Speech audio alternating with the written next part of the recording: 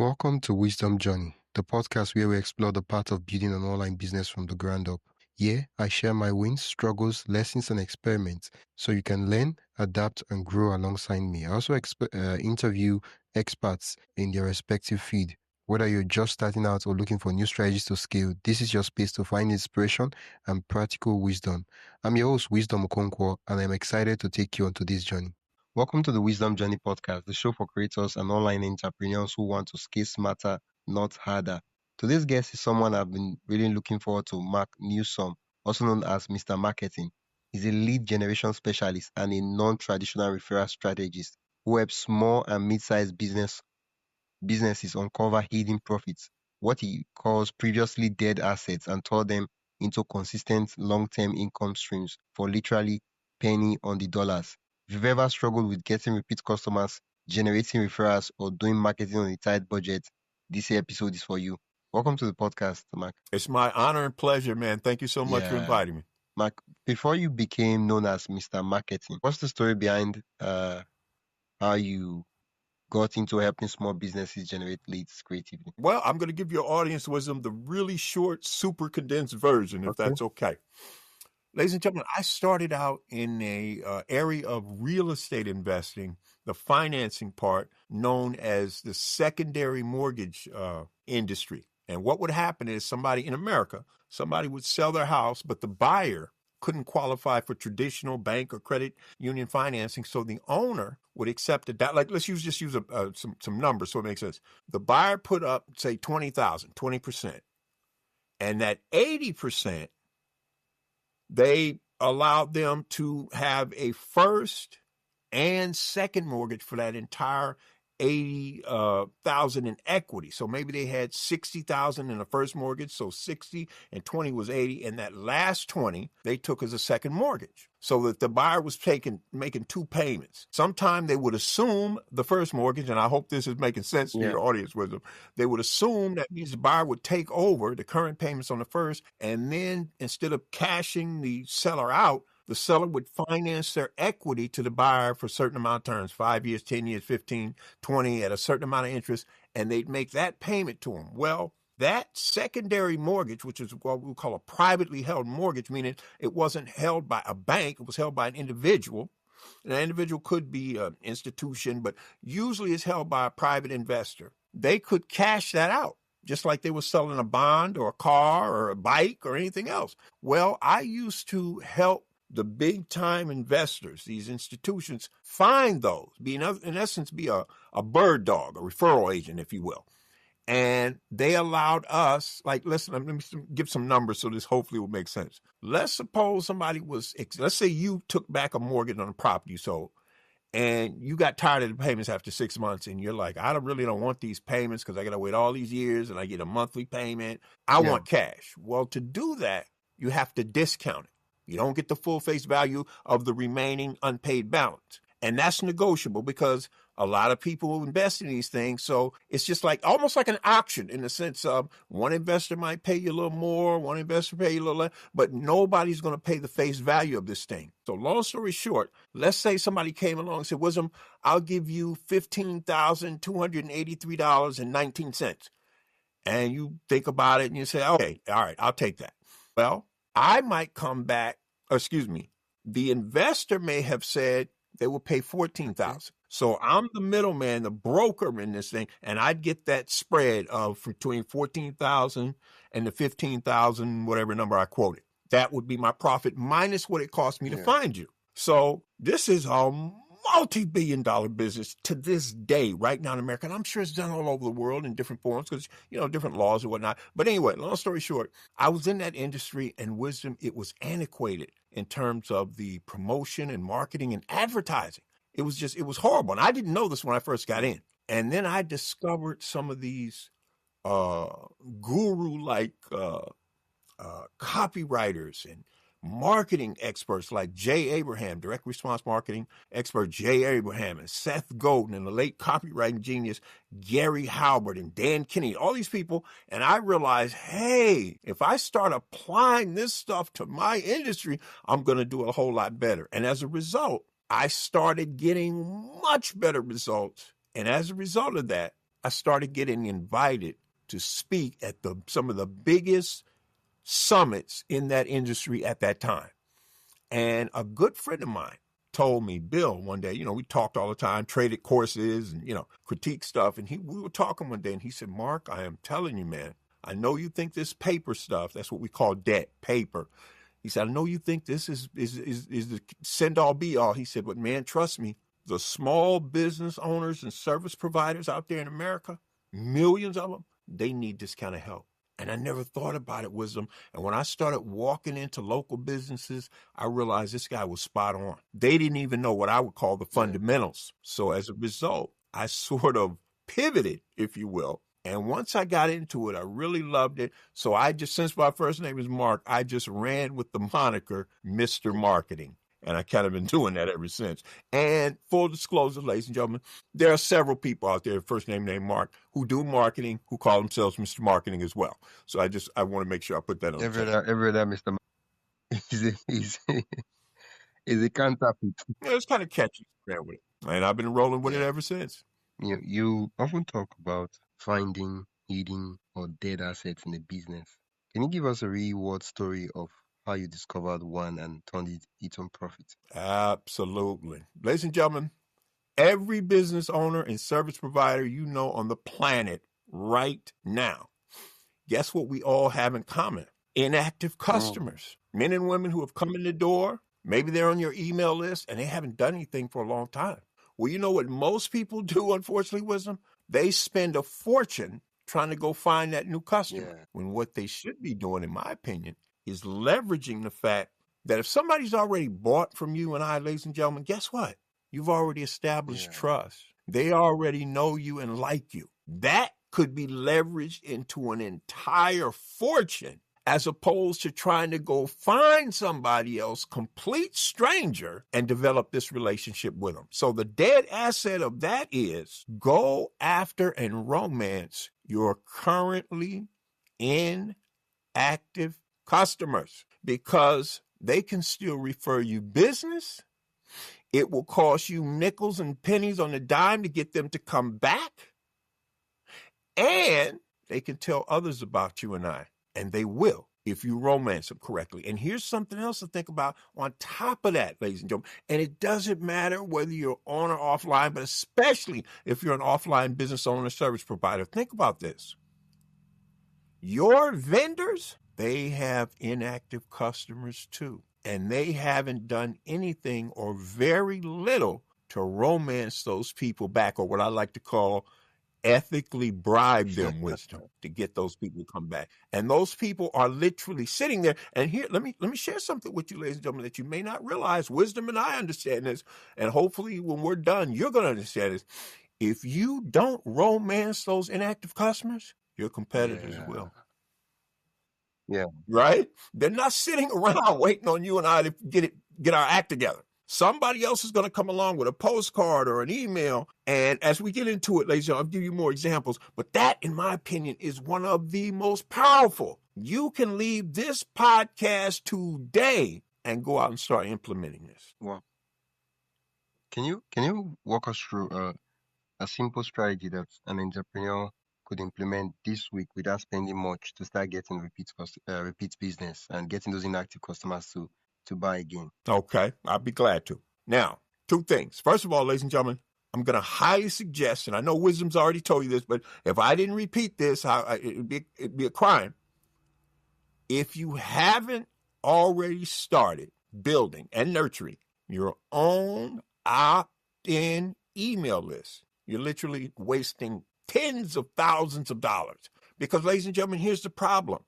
If you're going to go out into the marketplace with traditional ad spend, until you learn how to write an ad correctly, your ads aren't going to be profitable, or they won't be anywhere near as profitable as they could be, which means that money is constantly coming out of your budget. You follow what I'm saying? Yeah. On the other hand, all you have to do is set up a free, let's say you're offline. I'm going to use the offline thing first to get you thinking the right way. Let's say Wisdom owns a retail appliance store. He sets up a free drawing that says when, and it's got to be something sexy enough, Wisdom, that people would be crazy not to try to take advantage of it. So he's offering a monthly free drawing where he gives away a $7,000 deluxe home entertainment system. Now, ladies and gentlemen, don't flip out before you say, whoa, wait a minute. In reality, that system only cost him half. It's retail. So maybe 35. In fact, let's use 7,000 so it's easier. So he's got a $7,000 home deluxe entertainment system, but it only cost him in reality $3,500. That's his hard cost. Now, when the people walk in the store, he's got a big 4-way, giant way sign. And it says, go to this email address. And it's if they don't know what it is, was a capture page. I hope that's not. You online people know what I'm talking about, but offline people may not know. A capture page, and ladies and gentlemen, make sure you go Google this. What is a capture page? Or go to YouTube. What is a lead capture page? And watch a video or two, read a blog post or two, and you'll get the concept down. But basically, ultimately, it's a one-page web. It's one page. And it doesn't have a sidebar and all that stuff like if you came to my blog or Wisdom's blog if he has one. It's just a headline with a huge offer, somewhere for you to put your name, your main email address, and hit click a button that says enter to win now or whatever it says. And that's it. So I like to say it this way, Wisdom. It's either yay or nay when it comes to that capture page, right? So you either want what's on that capture page or you don't, and you move on. In this case, you can win a $7,000 deluxe home entertainment system. That's how you start getting people on your list voluntarily, right? Now, follow this. There's several things, and I don't want to go too far because I don't want to get lost in the sauce on this one concept, but this is powerful. Now, once Wisdom starts building this opt-in email list, guess what he can do? Periodically send you and I what we call drip campaigns, or sometimes they call them, if they're not pre-written, his autoresponder series. He can just do a broadcast. What does that mean? He just goes into his system, whoever he's using, and I would suggest you use a paid email service and not one of the freebies because you got more flexibility with the paid ones. But the point is, Wisdom goes in there and he just writes what's called a broadcast. That means he's writing it right now. It's not pre-written, and then he can schedule it to either send it now or whenever he wants. But here's what I want you to understand, because here's what a lot of people don't get. Let's suppose right across the street, I have a mom and pop bakery. In other words, I'm not franchised. And Wisdom comes over there every morning. We talk about women, sports, politics, everything, right? And he comes in and he gets his Monday meeting coffee and muffins and, man, how's the economy going? How's business? Always. Guess what Wisdom can do? Wisdom can come in one Monday. It's kind of slow. And he said, Mark, let me ask you a question. We're going to come to this later on when he asked me the magic question. But we won't get into, I won't tell you what the magic question, reveal it now. But Wisdom says, hey, Mark, is it okay if I send you new business and customers? And I'm like, what? Of course. He said, I'll tell you what I'm going to do. I'm going to create a time-sensitive coupon. You have to approve it, meaning me, before I send it out. And he says, and I'm going to send this out to my email list. And I'm going to tell them to come to your bakery at a certain time and they can save money. And I'm like, wow, yeah, man. Now, here's the point, what I want you to understand. Whose email list is it? Mine. Wisdom's. Who's benefiting from it? I am. I don't have an email list yet. That's how powerful email marketing could be. And since Wisdom is a master marketer, he says this. He says, Mark, I'll tell you what. I want 20% of the gross that you make. He says, and not to pay me. I just don't want to have to pay for my coffee and muffins and donuts and stuff anymore. And I say, yeah. Would I rather pay him through performance or reach in my pocket and pay him? Performance, of course. Performance. Because now I don't have to write a check. This is what you are potentially sitting on right here in your local marketplace, ladies and gentlemen. 99% of your major competitors will not. They couldn't find this with a magnifying glass. You follow what I'm telling you? They don't see it. This is powerful. Now stop and think about it. If I can do this with Wisdom, meaning the bakery, could I do it with other companies and services in my local community? You better believe it. So what if I had 5 of these going at simultaneous? How much more profitable would I be with all of those businesses sending their customers and their vendors in to see me? This is what we mean by dead assets or underutilized resources. You are sitting on a potential fortune, man, but you don't see it. In fact, Wisdom, let me share one other thing before we move on. Okay. Ladies and gentlemen, there's a parable about two guys driving across the desert on one of the hottest days of the year. There's no air conditioner in the car. So Wisdom and I are driving in this car. Wisdom's in the passenger seat. I'm driving. There's no air conditioner, so we both roll down the windows. And I look out over the horizon and I say to Wisdom, man, look at all that cactus. And Wisdom starts smiling. You know why? Guess what he saw? Las Vegas. You see the point? So here's what that means. Let me translate that for you. Sometimes it's almost impossible to see opportunity even when it's right in front of you if you don't have the right vision. So I hope that answers the question about utilizing dead assets. And we just if he and I had the time, if this was a 4 or 8 hour workshop, ladies and gentlemen, or session, I guarantee we could blow your mind with some stuff. But that should be enough to spark your creativity, marketing creativity, promotional creativity. You're sitting on a fortune. I guarantee it. It's amazing that you brought this up because I think yesterday.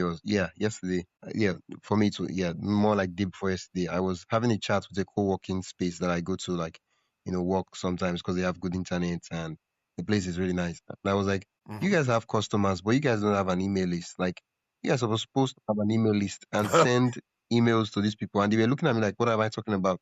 And I was like, really? That's like, you're supposed to have this thing. Like, this is basic. And I was shocked that they didn't have it. And yeah, you're talking about emails. You'd be surprised. In America, 50% of the small offline businesses, believe it or not, Wisdom, still don't have a basic website. They will tell you, I'm a local business, what do I need a website for? They don't get it. I mean, it's just they don't get it. The millennials live on the internet and their phones, and it's like, man, if you're not there, they're going to find your competitor, and they're not making the connection, sadly. I want us to go to the next step, right? We talked about turning those dead assets, getting retention for repeat customers, and for most persons, they would say, "Well, I'm not even getting enough customers to be getting repeat customers." Like literally, I've only worked with maybe 2 or 3 customers. Now, of course, I could get repeat business from those customers, but that's not enough. Like, I really need more customers, and they would like, okay, let me do social media, and you've warned about being victimized by social media. I'm curious what you mean by that. Yes. Oh, Wisdom, here's it, ladies and gentlemen. Please pay close attention because I know Wisdom may have experienced it. I know I have. And if you haven't, beware. Follow this. You're building, and first of all, Wisdom, you're on social media, correct? I am too. Ladies and gentlemen, we're not anti-social media. Please do not misunderstand what we're saying here. Follow this. You've been building like crazy. You're building your audience. You're getting influence. You got 500,000 people on TikTok following. You got 500,000 people on LinkedIn following. You got 500,000 people on X following. You got 500,000 people on Facebook following you. You got 500,000 people on Instagram. And guess what? You wake up tomorrow and your accounts are shut down. What? What happened? You don't know. Hey, quick break. Before we continue, I'd love for you to join the Wisdom Journey newsletter. Every week, I share exclusive insights, tools, and behind-the-scenes updates to help you stay ahead in your own journey of building an online business. It's simple, practical, and built to help you grow. Sign up today for free at the link in the description. Now, let's get back to the episode. It's going to take all this customer service and emails back and forth. You may get an answer, you may not. But meanwhile, because you built 100% of your business on social media, your Titanic just sunk. So you said, well, what are you saying, Mark? Get those people off social media and onto an asset you and I own and control called your own opt-in email list. Now follow this. Let's go back to that example. Let's say Wisdom's got 500,000 people on LinkedIn, 500,000 people on TikTok, and 500,000 people on Instagram. And we'll throw Facebook in there. And his account, for whatever reason, gets shut down. All of them. But guess what? Because Wisdom has his own opt-in email list, he sends an email to his list and says, my social media accounts temporarily got shut down, and to celebrate, I'm having a special 3-day sale for you, my opt-in email subscribers. He's not out of business. You follow what I'm saying? And then he sends an email to me, the bakery. Now he's got me doing the right thing. He says, Mark, send this out to your list too. He says, and I'll give you 25% or 10%, whatever it is, credit toward we call this a joint venture or affiliate commission. He say, 10, 15, no, in fact, he says, I'll give you 10% on the first 20,000. You send me, Mark.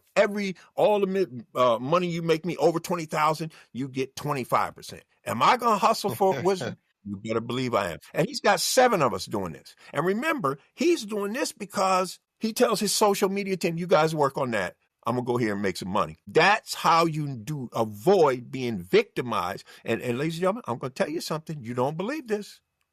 If you're sitting here saying that's not going to happen to me, your Titanic is headed towards an iceberg. Right now, from the short time he and I have been on this podcast episode, somewhere in the world, I will guarantee it, and so will wisdom, somebody got their account shut down for the first time, the second time, or the third and final time. Absolutely. So there's nothing wrong with social media. Build on social media all you want. Don't 100% rely on it, or your Titanic's headed for iceberg. What you just shared with us is having an affiliate system where people refer leads to you and they get paid a percentage of whatever commission, whatever the customer buys, and that is different because now it's scalable. It's not dependent on how many views my post get. Oh, great point. Great point, Wisdom. That is an excellent point. Ladies and gentlemen, are you listening to what he's sharing? This is powerful. In fact, can I piggyback? Let me piggyback off of that, Wisdom. What you said may not really, ladies and gentlemen, listen.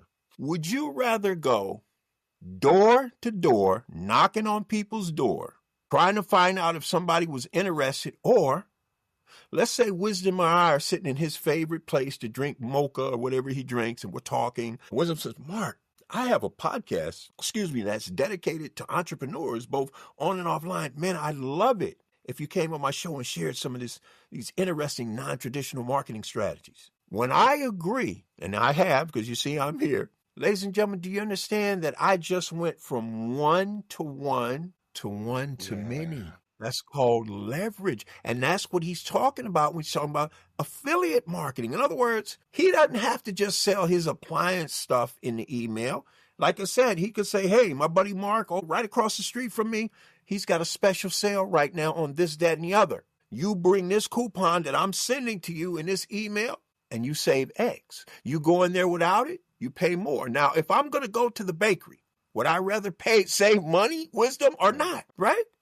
This is the power. And ladies and gentlemen, to set up an email account, I'm talking about a paid one now, is compared to running Wisdom. Here's something that I'm totally against. Ladies and gentlemen, they have this, I don't want to say theory, but there's this mindset that says, if you're going to run ads, be prepared. They're going to need between 7 and 21 touches. In other words, ads run.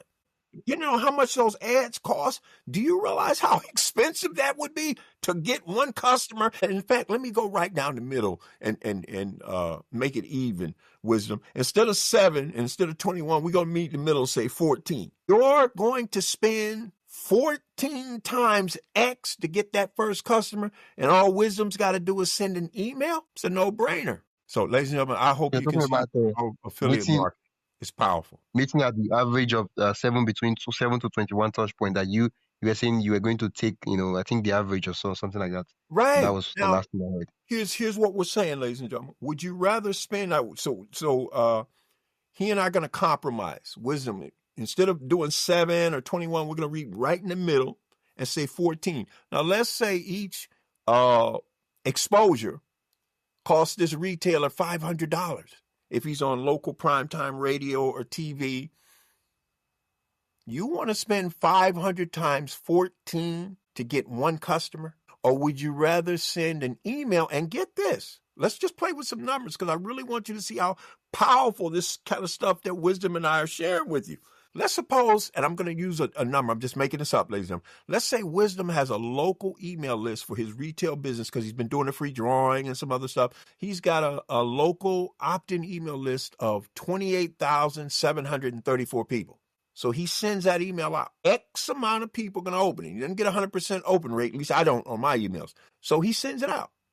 X amount of people open it. Now, for most people, that's the end of it. No. Wisdom turns right around. He looks at his analytics and he sees who didn't open it. All he does is change that subject line, which in reality is like a headline, offline, and he resends it. It's the same body copy, but he's coming at him with a different what's in it for me type of subject line. He's going to get some of those to open it too. And out of those that open it the second time, so many going to click his link, or in this case, come to his retail store.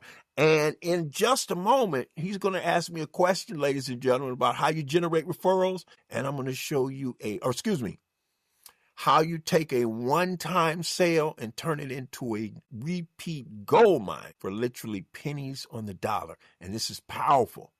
This is the kind of stuff that's available to you and I right now. Ladies and gentlemen, you don't need a degree. You don't have to be a marketing guru or in the case of the ladies, a guru-ette. All you got to do is test, implement, see what your market responds to or doesn't, and make the adjustments and do it again. And you're going to start not only making more gross sales wisdom, but you're going to earn a higher profit. Because remember, when you get that first time new customer in a retail sense, paying 500% more to get a new customer, it's outrageously expensive on the front end. That's why you probably got 80, 90% cost, possibly 10% gross profit. Now we're going to flip it. 10% cost, 80 to 90% profit. Yeah. That's why Wisdom and I can do the same. I grossed $2 million last year. He grossed $2 million last year, but he had a 73% profit margin. I only had a 17% profit margin. So I'm wondering, how come his business is doing better than mine? Because he's figured out a way to lower expenses and still get the same result. This is powerful. I want us to take it a step further, right? Yes. We've seen the importance of getting referral business. But how can businesses actually set up a system to generate referral business for a fractional traditional cost? Because one of the big problems of small businesses is funds. They don't have that much money to spend on these ads and all these things. That's right. Ladies and gentlemen, let me share a powerful, powerful, powerful money-making strategy that's available to you right now. Let's go back to my example where Wisdom is the retail appliance center. So he's probably got a bigger ad budget than me. And let me just say this too, Wisdom, before I talk about that. Ladies and gentlemen, don't make this mistake. Don't pluck some number out of air and say, that's my ad budget. Your ad, promotional, marketing, advertising budget has to be based on what we call total lifetime customer value. If you've never heard that term, Google it or go to YouTube. What is total lifetime customer value? Watch a video or two, read a blog post or two. Basically, what it's saying is, let's say if your customer's lifetime value is $1,000, whether it's over 3 months, 2 years, 10 years, you cannot spend $5,000 to accumulate or acquire that customer. You're going to be upside down. You're going to go broke. So when you know, let's say Wisdom knows his lifetime customer value is $2,500 over 3 years. Okay. He cannot go above $2,500 or he's going to lose money. So now he gets creative and says, okay, I got $2,500. What can I do? And that's really all we're talking about here. Alternatives. But anyway, I digress. Let me get back to the point that the host asked me. Follow this. I have that mom and pop bakery. Now you say, well, Mark, how can I'm a small business. I don't have, these big bucks like Dunkin' Donuts and Starbucks and all these places. No, but you can out promote them. How? Wisdom comes into my store one day and he says, Mark, let me get that big gulp. I got this big giant plastic cup. It's the largest beverage I sell. And let's say it's wintertime, it's cold, so he wants cocoa instead of coffee. So it costs $11.99. Now, ladies and gentlemen, don't pay any attention to the numbers. Get the concept down. So Wisdom buys that cup of that big, I call it the big gulp. But because he's really marketing savvy, he says, Mark, let me ask you a question, man. He says, how many of these big gulp things do you sell a day? And I give him some number. He says, would you like to learn how to turn that into a repeat gold mine for pennies on the dollar? And I'm like, heck yeah. He says, why don't you do this? The first time they come in to buy this big gulp, they pay retail. Whatever my retail price is, okay? When they bring the cup back from now on, instead of paying $11.99, they pay $3.99. Now, as long as I got great tasting gourmet coffee, and that's the other thing, ladies and gentlemen, and they can buy any beverage they want. In the summertime, ladies and gentlemen, they can do lemonade, they can do iced tea. In the wintertime, it's cocoa and coffee and, whatever else floats your boat. The point being, what he's showing me now is tell them that they get this lower discounted price. Now, that $3.99 price still pays for what he spends to get these beverages, because they're, you know how inexpensive that stuff is. But when they come back and bring the cup and save the $3.99, do you think they're going to spend money on the other retail stuff I got in there, my muffins and my bagels with cream cheese and all that stuff? Of course they are. That's how you get them back into your store for literally pennies on the dollar. Then you could sell them the birthday club for the cakes and the this and that. But the bottom line is now you're because where would I rather go, ladies and gentlemen? To Starbucks or some franchise place and pay the retail every time, or get the same great tasting or better tasting beverages, and only pay retail the first time and then get a huge savings from now on? What do you think they'd rather do, Wisdom? Yeah, they would rather bring the cup back and pay cheap for it. Exactly. Now let's take this a step further. There's a barber shop to my left of my business, and there's a hair salon. Those people come in there all the time. Now that I know them on a first basis, the owners, I tell them, hey, how many stylists do you have? For the lady with the hair salon, she says 5. It's me plus 5 other stylists, so it's 6. I said, well, here's 6 cups. I skip the retail. I say, you tell them when they bring this cup in from now on, they only play that. And they're like, what? And I go to the barber, the same thing. And I go to the nail salon, same thing. Now, when Wisdom puts that cup up on the counter, what do you think his employees and other people in the business going to want to know? Where'd you get that? What is that? And then he tells them. Do you think some of them are going to jump on social media bragging about the fact, hey, you go over there to Mark's Bakery, first time you pay retail, the next time you only pay this? This is how you grow, ladies. We call this word of mouth and word of mouse. This is how you put your marketing efforts on steroids. You don't have to worry about Starbucks. Now, granted, we can't go head to head with them because they have huge ads, but we can get out there and build an army of affiliates. In fact, I know before we run out of time, if I don't share this example, I'm going to kick myself, Wisdom. Ladies and gentlemen, follow this. Let's suppose Wisdom is a retail jeweler, right?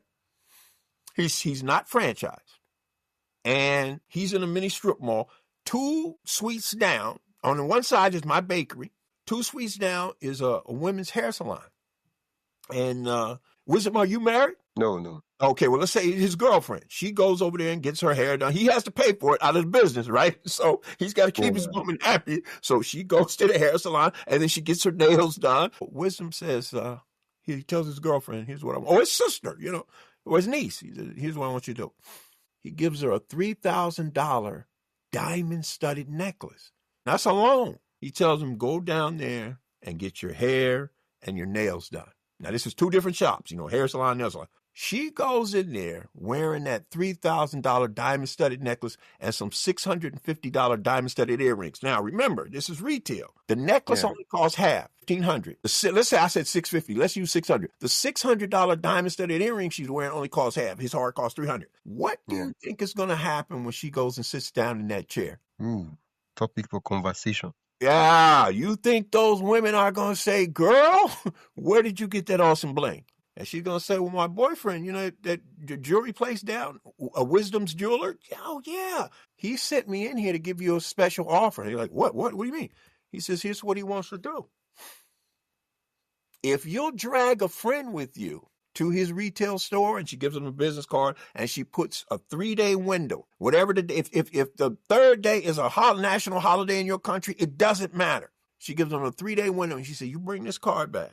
You come by yourself, you could save 10%. But if you drag a friend who's at least 18, you get this necklace half. Whatever you buy, you get it at half price, up to $2,000.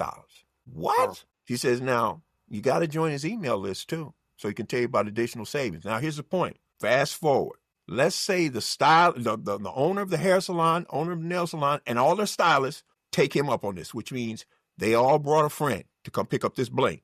Now they're sporting bling, and whoever they brought with them, hopefully we do what's called an OTO. What does that mean, Mark? A one-time only offer, meaning Wisdom or his salespeople say, hey, before you leave the store today, as long as you join his list, you get these, some ethical bribe to make them want to spend money and join his list. But here's what I want you to see going forward. Every one of those stylists and that owner and that hair and nail salon and his barber, he's doing the same deal with them. Now they're all sporting some kind of bling they didn't have the day before, right? Now, what happens when their individual customers come in and sit down? Ooh, girl, Right? where did you get it? Right? Where did you get it? Now, they're going to tell the same story, but get this. Wisdom is going to have some business cards made up. Like he might go get 5,000 cards made. And he's going to give each one of them a stack, 100. He says, here's what you do. When you're out and about, when you're walking down the street in the hood, wherever you are, when somebody approaches you about your bling, like for the guys, they might be sporting a $2,500 Rolex that they got for $1,250, $1,250. He says, you take out this business card that I'm going to give you, and on the back it says referred by. He says, print, don't curse it, print your name, and then you give them a 7-day window, not 7 business days, from the day you sign that to whatever 7 days out. You look on your phone, look on the calendar, that 7th day, even if the 7th day is a national holiday, it does not matter. That just means there's more scarcity. You give them that card, and it tells them, side A says, enter his free drawing for a chance for the gentleman or win a $2,500 Rolex. The ladies win a $3,000 diamond-studded necklace. Again, think half price. But here's the point. He says every time somebody buys and they're referred by you, the first 10 sales, I'm giving you $50. So you just made $500 on the side. He says, but from the 11th referral on, you make 100. So now, if they give out 100 cards in a month, and 10 people come in and buy, which means 90% didn't, they just made $1,000 on the side. How many hairstylists do you think do that, Wisdom? Oh, wow. Very few, right? Now, get this. Let's take a step further. Wisdom tells the hair salon owner, hey, every month, you, the owner of the salon, the nail, the barber, and the hair salon, every month you send me 20 customers, I'll pay your commercial lease for the month. What? What's Right. Now, you say, well, wait a minute, Mark. How can he do it? He's not spending money on outrageously expensive local billboards, primetime radio, primetime television. And remember, he only does this if you perform. This is like pay-per-click. If you don't click on that ad, they don't charge him any money. They may move them down a little further, right? In the where people see it, right? But the point is, no money is literally coming out of your pocket. Now, you may say, yeah, but Mark, if they're moving them further down, isn't that they're losing money? Yes, that means you have to write ads that appeal to that audience. And that's another reason why it takes a while when you're running ads. But I digress. But the point I really want you to understand is he tells the stylist, no matter how much business or how little business you send me, I'm going to pay you. But every week, whoever has sent me the most referrals, now when I say referrals, we're talking about paying customers. Whoever sends the most, I will pay your chair rental fee for the week. Ladies and gentlemen, do you see? And get this. Wisdom says, every time you lead the pack after that first time, he says, I'm going to give you $250 if you're the one who sent me the most business for the week. Oh, excuse me, I'm saying, I'll pay your chair rental fee. He says, but every time you lead the pack after that, I pay your chair rental fee and I give you $200 as a bonus. Are these people going to get out here and hustle? Of course. Would you? I know I would. Ladies and gentlemen, if you're a retail jeweler, a retail furniture concern, or a retail appliance center listening to this, please contact me because I can help you blow up this business. I work on a 25% performance basis. Please forgive that shameless plug, Wisdom. But the point is, ladies and gentlemen, if you're a retail jeweler, a retail furniture concern, or retail appliance center, and you're wondering how you can quit wasting all this money on these outrageously expensive ad campaigns, please reach out and contact me. I can show you how to blow this thing up. But what I was going to say is let's flip it around. What if the lady who's got the rockin' hair salon or nail salon, or the guy that's got the rockin' barbershop, monetize your audience? What are you saying? Let that jeweler know, hey, I'd be happy to pass these cards out. I'll put my name on it. I'll put a date on it. They know to come in. If they come in by themselves, they save a little. They bring a friend, drag a friend, they save more. Whatever business they do, I want 20%.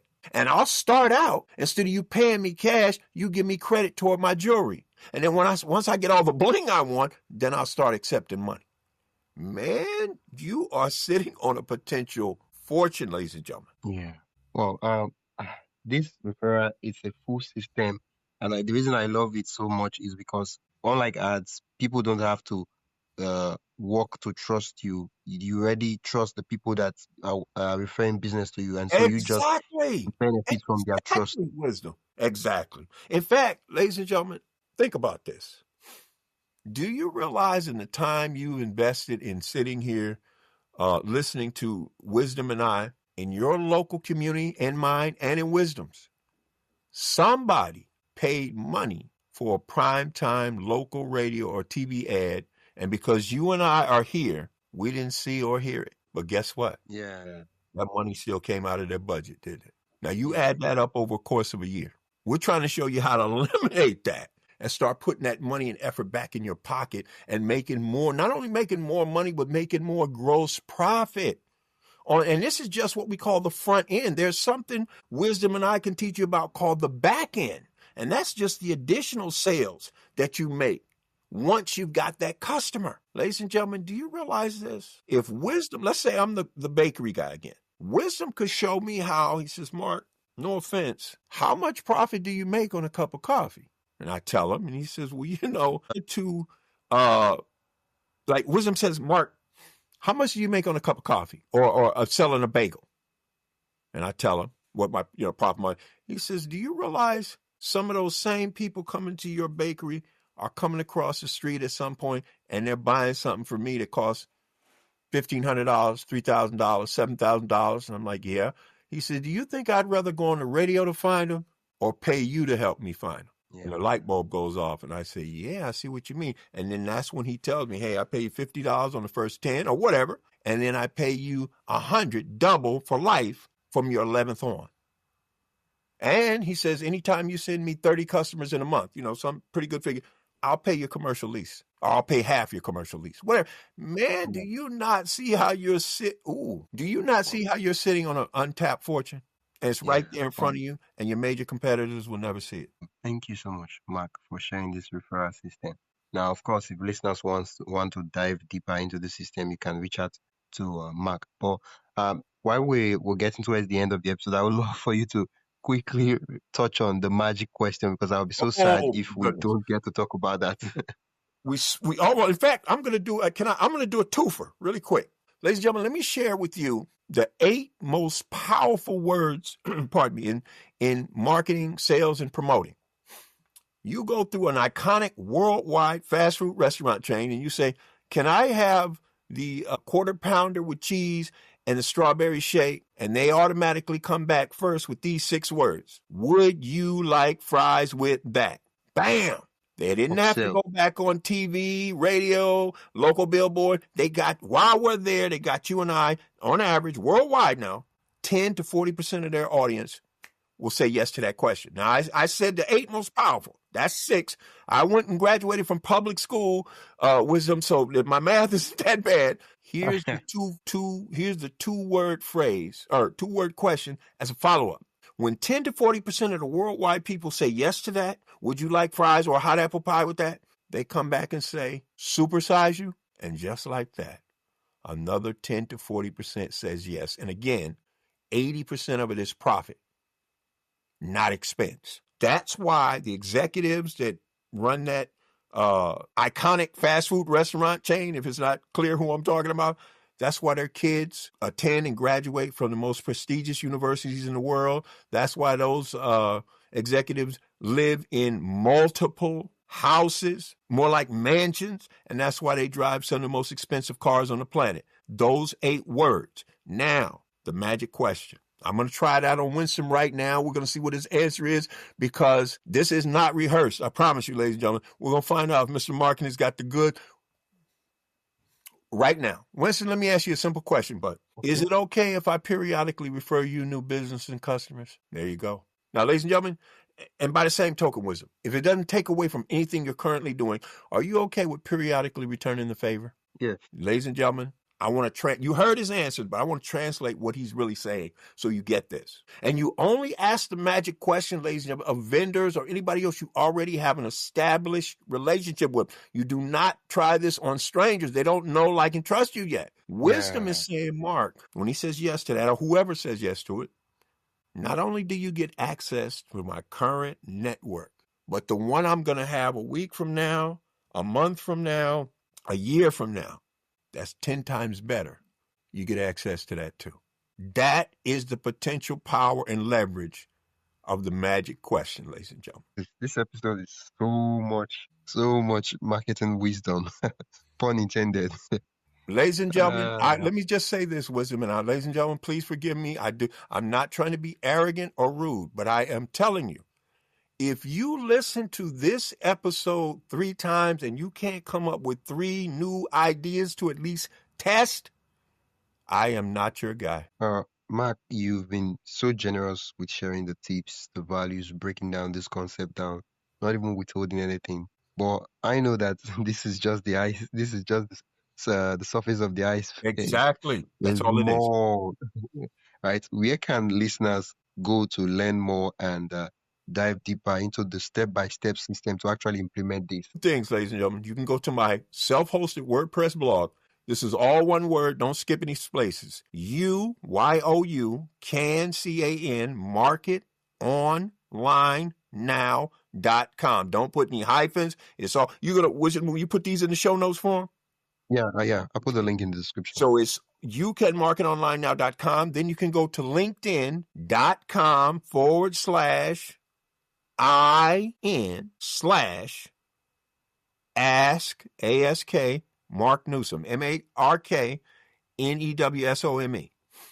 That'll get you to my LinkedIn profile. I love to see you over there. I love to have you stop by my house, which is my self-hosted WordPress blog. There is a ton of content on there. Yeah. Well, thank you so much, Mark. I will put the link in the description, for listeners. Yeah, you can dive deeper into Mark's strategies. That will be youcanmarketonlinenow.com. I'll put the link in the description. You can just click and go directly to the site. Thank you so much, Mark. Thank you, Wisdom. This was my honor and pleasure, man. I hope you'll have me back. Yeah. Thanks for tuning into Wisdom Journey. I hope today's episode gave you practical steps and fresh ideas to keep moving forward. If you found value, be sure to subscribe and share this podcast with a fellow creator or entrepreneur who'd love to learn too. And don't forget to sign up for the newsletter and the link in the description for more resources, experiments, and lessons straight to your inbox. Until next time, keep building, keep learning, and keep walking your own wisdom journey. Yeah.